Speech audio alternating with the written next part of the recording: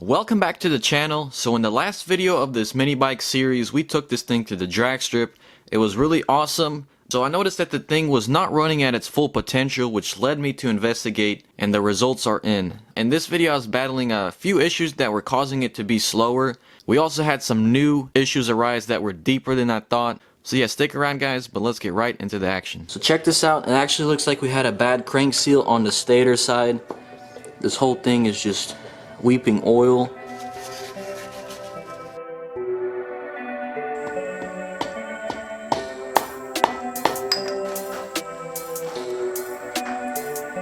I'm going to be installing this billet timing plate, which should allow me to adjust my timing.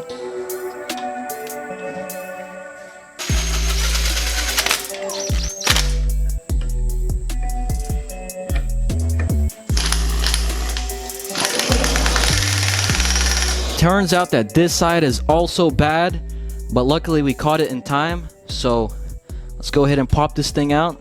Now in 2 strokes, the crank seals actually seal off the combustion process, so if you have a bad crank seal, you're letting in the outside world, and the outside world is out to get you. There's a wet side seal and a dry side seal. Regardless of the side, both of them could cause damage to your engine if not detected early, and could cause a loss of power.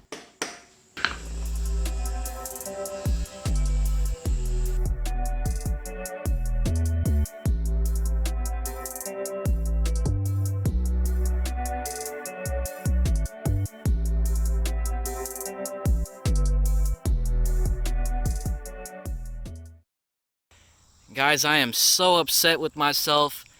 Today was literally the only day it's sunny. The drag strip was open and this happened. No idea how it happened. Literally the first pull I did, this happened. Now thankfully I did not get hurt by any of the shrapnel from the basket. I was wearing pants. But yeah, let's take this thing apart and inspect the damages.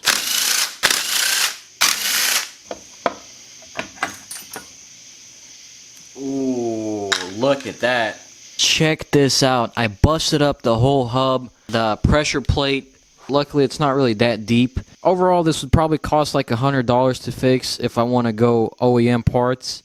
So after further inspection, I figured out how this happened. But basically, Yamaha blasters have a counterbalancer shaft that is designed to minimize vibrations, and you have to time it. I was in a little bit of a rush, so I forgot to time it, and I actually did forget to tighten a little 10mm nut, and that's what came off and caused all hell to break loose. So yeah, it kinda sucks, but I mean, we make mistakes. 1 week later. Here's our old clutch cover, and we just got our new one in the mail. So these are cast aluminum baskets, and this is what happened to the OEM one. And here's the new one I got.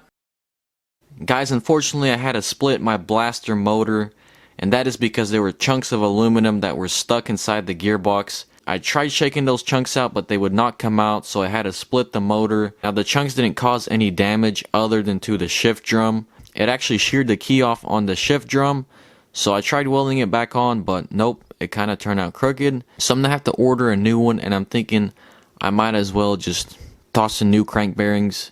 I don't want to do a full engine build just because it is a lot of money, and I think I should learn the bike a little bit more before I get into that territory.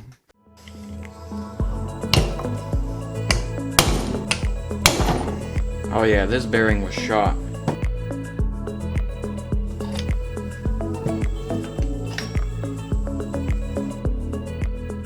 We got the tranny out, now it's time to press this crank out so we can change the bearings and just clean this motor out.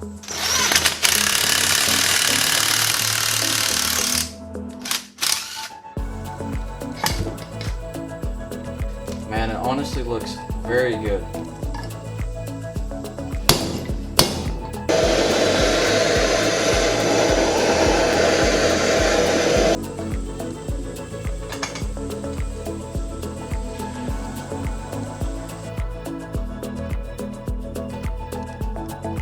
It is time to install the crank back into the case half.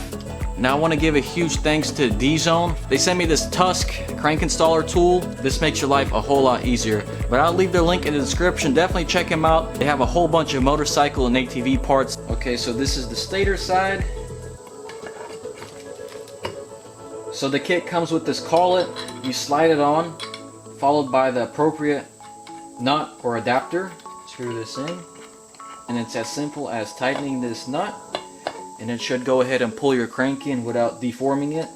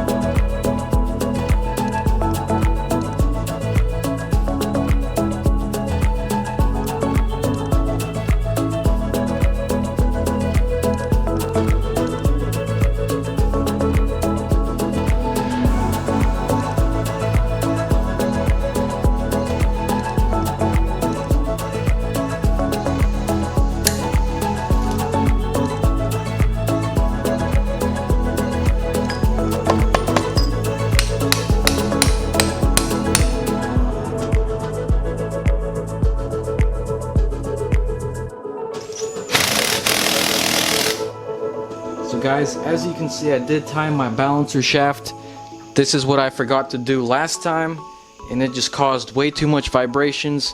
No more stock baskets. We went ahead and got a billet aluminum clutch basket from Wiseco. Very beautiful, very lightweight, but it was a major setback in cost, but it should offer me more consistent launching and performance. So here are the two baskets side by side, and what makes the Wiseco basket so strong is the fact that it's forged. The grain structure of the forged basket is going to be very uniform, very tight, whereas the grain structure on the cast basket is almost non-existent. That's what's going to make the forged basket so strong, and it's also going to be lighter than stock.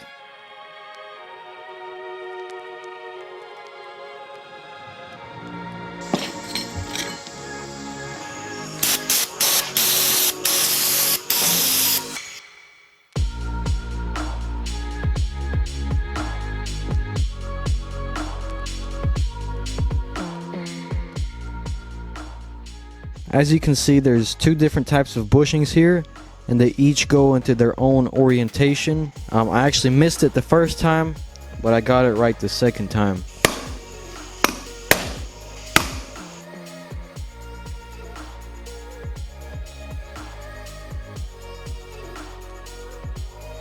As our Wiseco forged basket is going on, I'm being super careful, and honestly at this point it is pretty much muscle memory.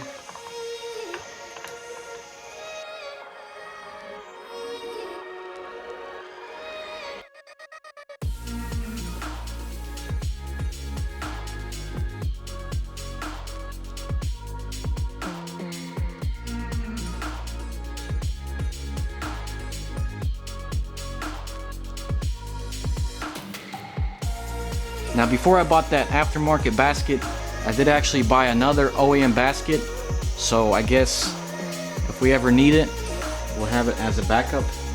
Knock on wood though.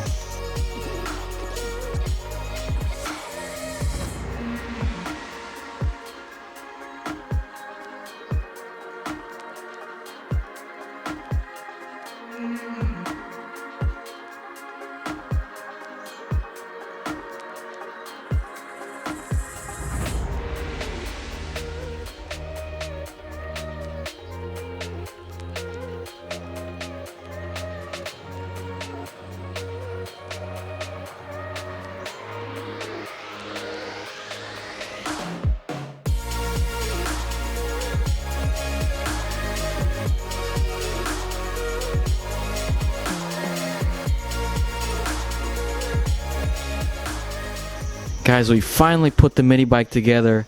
It's been a pretty hectic few weeks. This thing is gonna scoot, but it is 1:28 a.m. today, so I wish I could start it, but just have to wait till tomorrow morning. Early the next morning.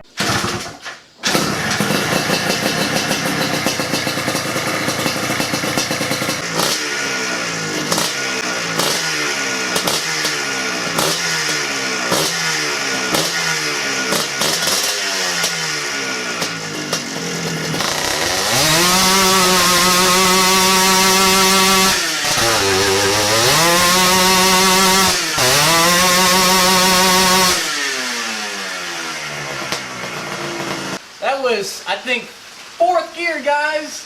This thing goes, man. Guys, I think it is safe to say I fixed the problem. I'm really happy with the mini bike now. I did mess with the bike a little bit off camera. I changed the gearing and the jetting, but there's no more bogging or hesitation. It runs really nice now. It has a very crisp throttle response now, very responsive. But yeah, guys, this thing runs amazing now. So I'm really hoping to take this thing to the drag strip here very soon. It's been raining like crazy, and it's currently raining right now, which kind of sucks. But guys, that's it for this video. I did make a mistake, but I admitted to it. I fixed it, so I'm really happy. But yeah, guys, I'll have to see you in the next video. Stay tuned. Peace and God bless.